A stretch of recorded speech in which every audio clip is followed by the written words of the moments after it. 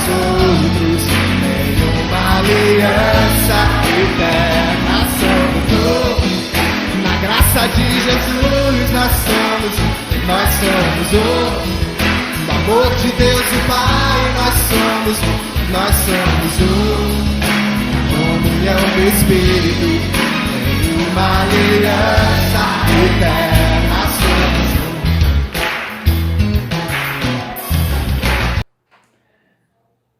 Graça e paz, meu irmão, minha irmã. Que bom, mais uma vez juntos podermos estudar a palavra do Senhor. Que bom poder viver mais esse dia. Que bom desfrutar dos benefícios da graça de Deus, do amor de Deus. Espero que a tua casa esteja debaixo da bênção do Senhor e eu oro para que isso amplie cada dia mais e mais na tua vida. E desejo que todos estejam bem. Vamos estudar a palavra do Senhor, mais um momento de estudo, mais uma oportunidade que estamos tendo. Vamos orar? Senhor, eu quero te agradecer por mais essa oportunidade que o Senhor nos dá de poder chegar até aos teus filhos, ó Pai, para compartilharmos a palavra. Senhor, muito obrigado porque é maravilhoso a gente poder ter esse momento, poder estudar, poder ter a tua palavra. E nós clamamos mais uma vez para que o teu Espírito Santo venha sobre a nossa vida. Para que o teu Espírito nos fale, nos ensine, para que o teu Espírito trate diretamente na nossa alma. Fala-nos, Senhor, nós te pedimos, nós te agradecemos, no nome precioso de Jesus. Amém e amém. Então vamos lá, mais uma parábolas de Jesus.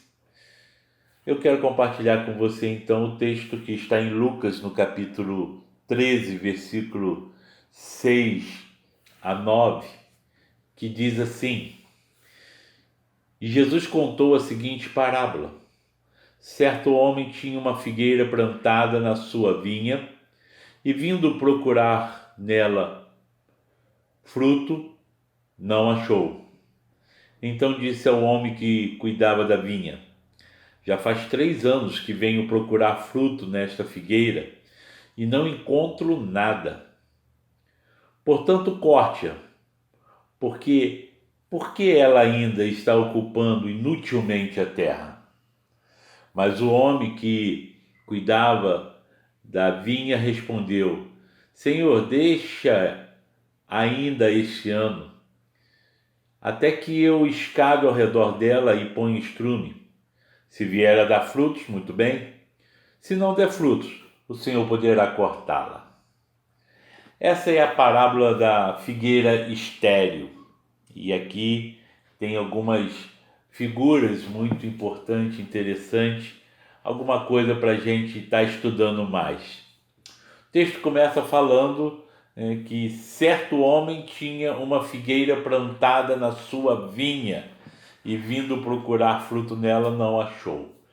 Figueira, essa árvore é uma árvore muito característica desse contexto, né, no tempo de Jesus, em Israel, né? A figueira era uma das principais plantações ali.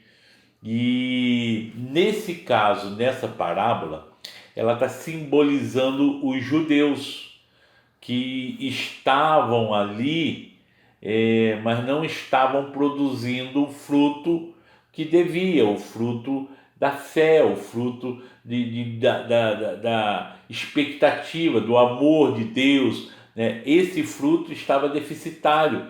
Os judeus estavam sendo muito religiosos, mas não tinha fruto. E aqui também temos a figura da vinha. Diz que a figueira estava plantada na sua vinha. E a vinha aqui simboliza Israel, simboliza os judeus, simboliza o povo escolhido de Deus. E o texto então vai falando de algo que é bem peculiar. É interessante a gente ressaltar aqui que os versículos que antecedem essa parábola, ou seja, do versículo 1 ao versículo 5, Jesus está repreendendo alguns que estão ali ao redor dele, que vêm falar para ele sobre hebreus que morreram ali, que foram galileus que foram derramado sangue deles, muito provavelmente, porque a Bíblia não relata. Aqui tem 2 acidentes narrados nesses primeiros versículos que não há relatos bíblicos nem paralelos para a gente se basear. Apenas aqui são mencionados. Então provavelmente foram acontecimentos ali daquela região. Um está falando sobre esse derramamento de sangue dos galileus, que diz o texto que Pilatos derramou o sangue deles. Provavelmente eles foram fazer um sacrifício e ali, enquanto estavam fazendo o sacrifício, eles foram executados e o sangue deles se misturou com o sangue do sacrifício. E Jesus fala sobre a torre de Siloé, que desabou em cima de algumas pessoas, mas também não há relatos sobre essa história na Bíblia. Possivelmente essa torre de Siloé fosse um ponto, um lugar determinado que ficava em cima dos muros de Jerusalém no período da sua queda, possivelmente. Mas fato é que Jesus aproveita esse questionamento das pessoas que estavam ali e perguntando a ele, para chamar a atenção e repreendê-los, dizendo que as coisas ruins acontecem a todas as pessoas, as boas e as que não são boas, né? Não é porque alguém é galileu somente, não é um judeu com rigor, cumprindo as regras, que ele então vai ser amaldiçoado por conta disso. Pelo contrário, Jesus está falando que isso acontece com todas as pessoas, né? Aquelas que são fiéis e as que são infiéis. Então Jesus já está repreendendo aqui uma atitude farisaica, uma atitude de egoísmo, uma atitude de se achar mais do que os outros, que aquelas pessoas tinham. Então Jesus começa a falar dessa figueira que não produz fruto, ou seja, os judeus que não são frutíferos, os judeus que não têm o fruto que o Senhor procura, e Israel que é simbolizado aqui pela vinha, que é o povo de Deus. E aí diz o versículo 7, que o homem que cuidava da vinha foi um intercessor, porque o dono da vinha, o dono da figueira, ele reclama e ele fala para esse homem que cuidava da vinha: olha, eu venho aqui já por 3 anos, venho procurar fruto nessa árvore, venho procurar fruto nessa figueira e não encontro nada. Portanto, corta ela, lança ela fora, elimina ela, porque... E ele ainda faz uma pergunta muito forte, diz assim: por que ela ainda está ocupando inutilmente a terra, está aqui plantada ainda, se ela não serve de nada? Tem aqui alguns personagens então para a gente ver. Primeiro, o homem que cuida da vinha, o jardineiro, o mordomo, o servo, os discípulos. O homem que cuida da vinha é aquela pessoa que aprende a amar e cuidar. Se nós estamos falando no primeiro momento de que a figueira são os judeus e a vinha é Israel, quem cuida da vinha são as pessoas que sabem amar, que querem levar a palavra de Deus realmente para os outros, que têm uma preocupação em cuidar das pessoas, que não são chamados para julgar, nem para condenar, mas para cuidar. É interessante que o dono da vinha, que no caso aqui representa Deus, ele sim tem autoridade para emitir uma sentença. Ele tem autoridade para encerrar uma história, para emitir aqui um julgamento e já também determinar a sentença. E ele diz que por 3 anos ele vem buscar fruto nessa figueira e ele não encontra nada. O que significa esses 3 anos? Significa que Israel já havia tido muito tempo suficiente para se arrepender, mas ainda não aconteceu nada. Continua se carregando uma religiosidade pesada, engessada, e Deus não vê arrependimento, Deus não vê quebrantamento, Deus não vê amor, Deus não vê um relacionamento saudável entre o povo que ele escolheu, entre Israel, que é o povo escolhido por Deus. Ele não enxerga isso. E aí tem aqui um tempo já passado, toda uma história que vem lá de trás, e Israel vira e mexe, está se afastando de Deus e cada vez sendo mais orgulhoso. E aqui nesse contexto já se acha então os judeus e os religiosos, principalmente os fariseus, se acham muito acima das outras pessoas, só porque tem às vezes algum conhecimento a mais ou porque tem uma estrutura patrimonial diferenciada e aí acha que é mais do que os outros. E na verdade não há arrependimento nem quebrantamento. Então o Senhor, o dono da figueira, o dono da vinha, vem e diz assim: olha, eu não consigo tirar fruto disso, não serve, para que isso está aqui? Ele diz aqui, o texto vem assim: venho procurar fruto. Ele diz: eu venho por 3 anos, por todo esse tempo, por toda essa história, a história dessa árvore, eu venho aqui procurar frutos e eu não encontro. Qual é o fruto que Deus está procurando em nós? O que Deus procura em mim e em você? Será que é uma religiosidade? Os rituais? É isso que Deus espera de nós? Será que é simplesmente cumprir algumas regrinhas? É isso que Deus espera de mim e de você? Claro que não. Isso não é evangelho, isso não é reino de Deus. Cumprir rituais não é o propósito de Deus, nunca foi. Deus colocou regras sim, Deus colocou ordem sim, mas para que a gente pudesse viver melhor e não para ser engessado por isso. E achar que por fazer isso nós estamos resolvidos e aí tudo já está pronto e a gente é mais do que os outros. Não é essa a realidade. Não é isso que a palavra nos ensina. Muito pelo contrário, nós temos que entender que o reino de Deus é feito de relacionamentos e uma vida plena é o viver bem com as pessoas, viver feliz, a viver acima dos problemas. Não é não ter problemas, mas estar acima dos problemas. É ter um coração voltado para Deus, é caminhar com os passos de Deus a cada dia, todos os dias e para onde nós formos. Isso é reino de Deus, isso é evangelho. Não é simplesmente ir ao domingo na igreja, que é bom, não estou falando que a gente não deve fazer isso, pelo contrário, nós temos necessidade disso, porque lá nós temos comunhão com as pessoas. Não é simplesmente dar dízimo e oferta, o que a gente precisa fazer, mas não é isso que nos dá alguma certeza, alguma garantia. Não é simplesmente estar fazendo parte de um ministério, de uma célula, de um grupo, ou ser um pastor, ou ter um título. Não é isso. Nada disso importa para Deus.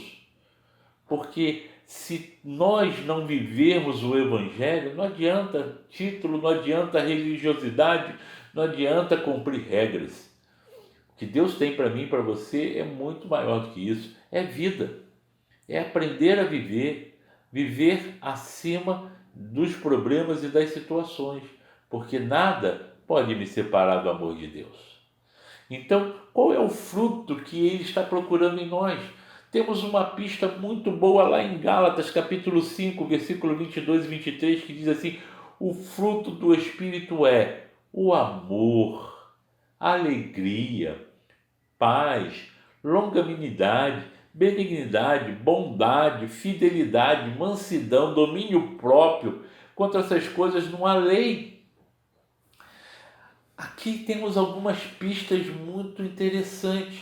Fruto do Espírito com 9 itens que estão aqui relatados e que fala da nossa vida, da nossa forma de viver e da forma de nos relacionarmos com as pessoas.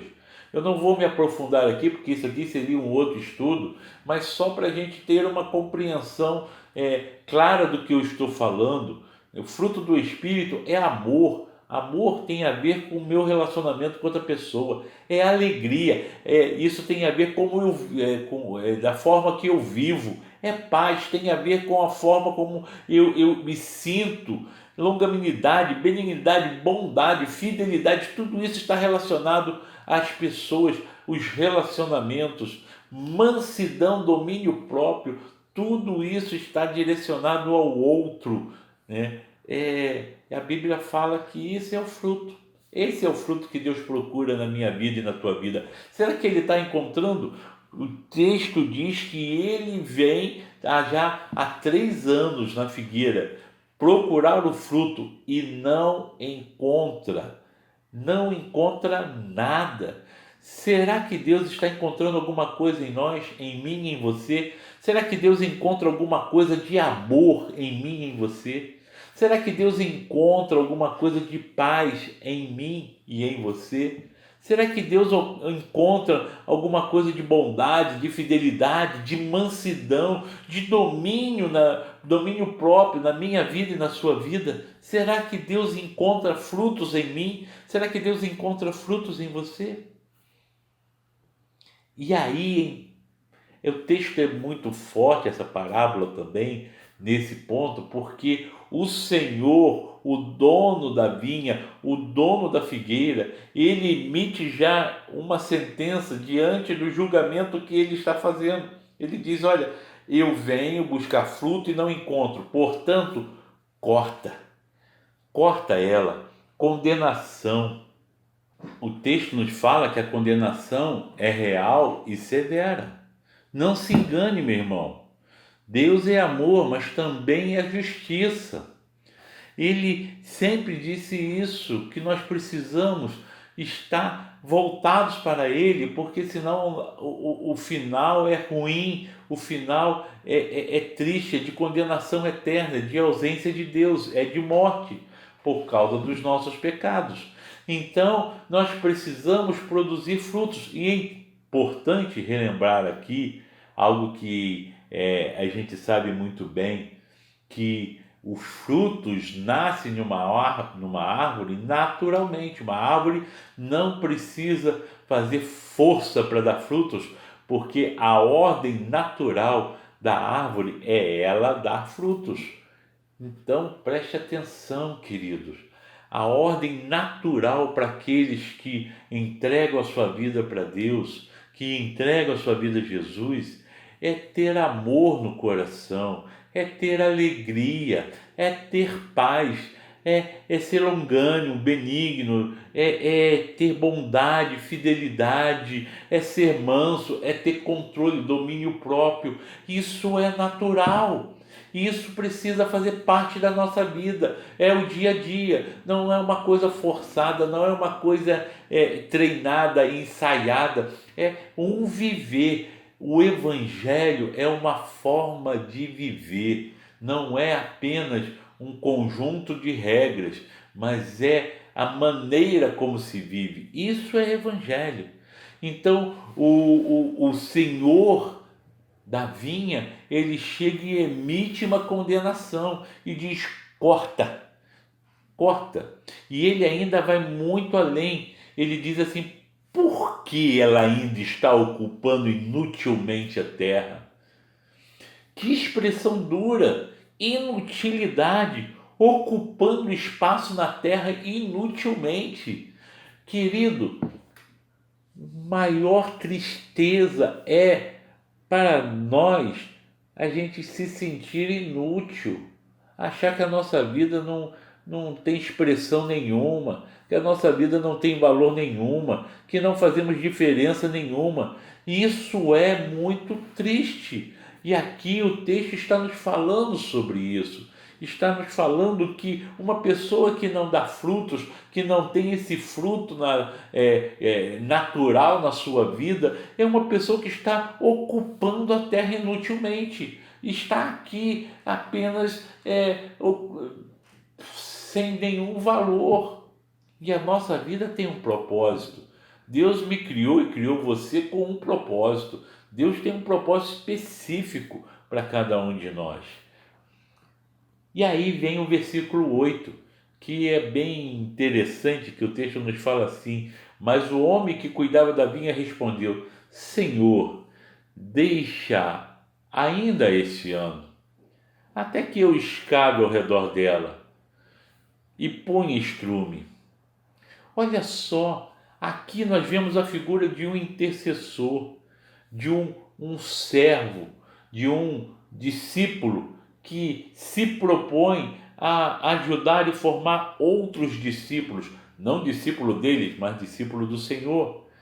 E ele diz: Senhor, dá mais uma chance, me dá um tempo para tentar tratar, deixa ainda esse ano, mais uma chance, mais uma oportunidade. E aqui a gente vê uma representação nessa parábola, né, de Jesus dizendo o que está acontecendo. Deus estava dando mais uma chance para Israel. O próprio Jesus, o próprio Deus encarnado, estava aqui, estava ali para os judeus, para todos aqueles que estavam na terra naquela época, e para nós que estamos aqui hoje ocupando o planeta. Ele veio para nos dar uma nova chance, para nos dar mais uma oportunidade, para nos dar condições de entendermos que nós precisamos da graça de Deus e que precisamos nos render a Ele. Então, olha só, aqui aparece um discípulo, um servo. Eu e você somos chamados para fazer esse papel, para cuidar, para estar ali intercedendo, preocupado com o próximo. E ele diz assim: dá mais uma chance, mais um ano, mais um tempo só, e deixa eu tentar cuidar, deixa eu escavar ao redor e colocar estrume. E aqui ele está falando de tratamento. Esse homem que cuida da vinha, ele está se propondo, falando assim: deixa eu afofar a terra ao redor, escavar ao redor. Por quê? Porque se ele escava ao redor, a terra provavelmente estava endurecida, e ele escavar, fazer valas ao redor daquela árvore, a água provavelmente iria penetrar mais facilmente naquele solo, possivelmente seco, ressecado, e ela ia conseguir chegar, e as raízes então enfraquecidas conseguiriam absorver mais a água. Põe estrume, o estrume fala, está falando do desprezo dos fariseus, que os fariseus tinham pelos discípulos e servos do Senhor. Esses que são desprezados são os que são usados para fortalecer os fracos da vinha, a quem não tem mais força. Olha só, queridos, porque os fariseus desconsideravam, desprezavam as pessoas servas, as pessoas que são obedientes, os discípulos de Jesus. Então, eles está ali fazendo uma menção a isso, porque o esterco, ele muitas vezes é desprezado, mas ele é considerado sujo, ele cheira mal, mas ele traz vida, ele ajuda a árvore a se fortalecer. Aquilo que parece desprezo para muitos, aqueles que são desprezados, o Senhor valoriza. Então aqui o texto está nos falando de um cuidado, de um servo de Deus, de um discípulo do Senhor, que está disposto a escavar ao redor daqueles que estão enfraquecidos, para levar, para facilitar o acesso à água viva, para que essa árvore possa ter vida de novo. Ele vem tratar, cuidar, E aí o servo fala assim, dá mais uma chance, deixa eu tentar tratar. Se der fruto, aleluia, louvado seja o nome do Senhor. Mais uma árvore se salvou, mais uma vida se salvou. Se não der fruto, Senhor, o Senhor poderá cortá-la. Essa é uma parábola que nos ensina muito. O quanto é sério essa questão, que muitas vezes é desprezado pelas pessoas. Muitas vezes as pessoas estão procurando a igreja só para se beneficiarem com a prosperidade. Mas, na verdade, nós precisamos encontrar o Senhor e termos a nossa vida transformada. Precisa ter frutos na nossa vida. Fruto não é ter o bolso cheio, ter uma conta bancária satisfatória, ter propriedades, bens. Isso não é o fruto. Isso aí são recompensas. Fruto é a forma como eu vivo. Fruto é o amor. Fruto é a alegria. Fruto é a paz. Fruto é o domínio próprio. Fruto é a mansidão. Fruto é como eu me relaciono com você e com as outras pessoas. Isso é o fruto. Isso Deus procura em nós. Isso é a forma de viver. Como é que nós estamos vivendo? O que Deus está achando em nós? Será que quando Ele vem, Ele encontra algum fruto na minha vida? Será que Ele encontra algum fruto na tua vida? Que essa parábola possa nos levar a essa reflexão e que possamos estar dispostos a termos a nossa vida tratada. Discípulos, servos podem vir e tratar, porque eu estou precisando de socorro. É isso que a palavra está nos ensinando. Então, talvez você que está agora participando desse estudo, talvez você seja uma pessoa que precisa ser tratado. Talvez você esteja num contexto onde o solo está endurecido, enrijecido, e você está angustiado, precisando de ser tratado. Deixa Deus te tratar. Talvez você seja a pessoa que nesse momento, através desse estudo, está sendo chamado para ser o discípulo, o servo, aquele que vai para tratar, para escavar a terra daqueles que estão enfraquecidos, para adubar aquela terra que está sem vida, a fim da árvore voltar a ter vida. Que Deus possa nos abençoar, que você possa ser tomado pelo poder de Deus e que a graça do Senhor esteja contigo. Que o Espírito Santo complete a mensagem no teu coração. Essa é mais uma parábola, a parábola da figueira estéril. Que Deus nos abençoe. Quero orar mais uma vez por você. Senhor, quero clamar mais uma vez pela vida do meu irmão, da minha irmã, por esse lar, ó Pai, para que a tua bênção continue sobre eles, para que possam desfrutar desse fruto, ó Pai, que é o fruto do Espírito, da paz, da alegria, do amor, do domínio próprio, da mansidão. Pai querido, que tu possa tomar a vida de cada um, que cada um possa compreender e se quebrantar diante de ti, a fim de experimentar profundamente da tua graça. Toma nas tuas mãos cada um nesse momento. Que o teu Espírito Santo complete, Senhor, amplie o significado dessa tua palavra na vida de cada um, para que possamos todos glorificar o teu nome e exaltar por aquilo que tu tens feito em nossa vida. Nós te agradecemos por tudo e pedimos a tua bênção no nome de Jesus. Amém e amém.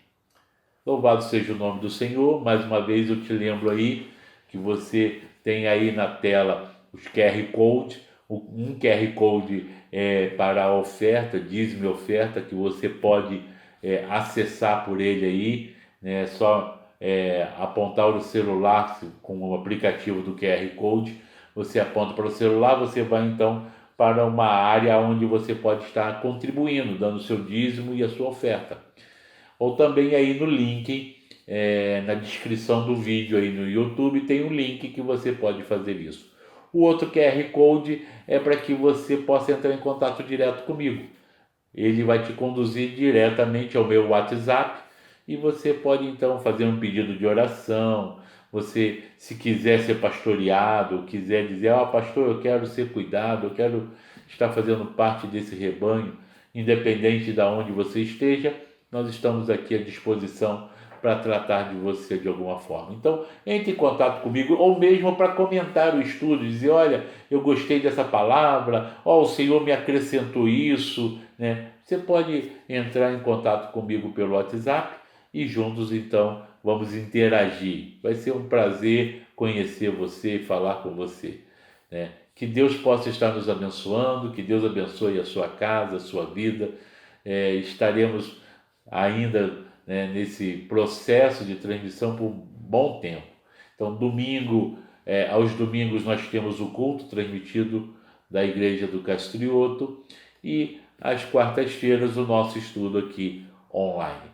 Que Deus possa nos abençoar. Um grande abraço, um beijo no coração, graça e paz.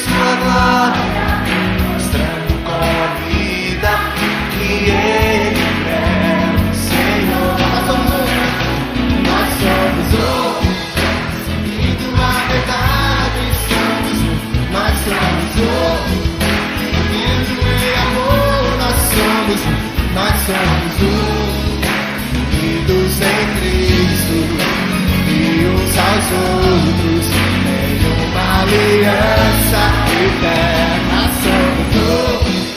Na graça de Jesus nós somos um. No amor de Deus e Pai nós somos um. Comunhão do Espírito em uma aliança eterna.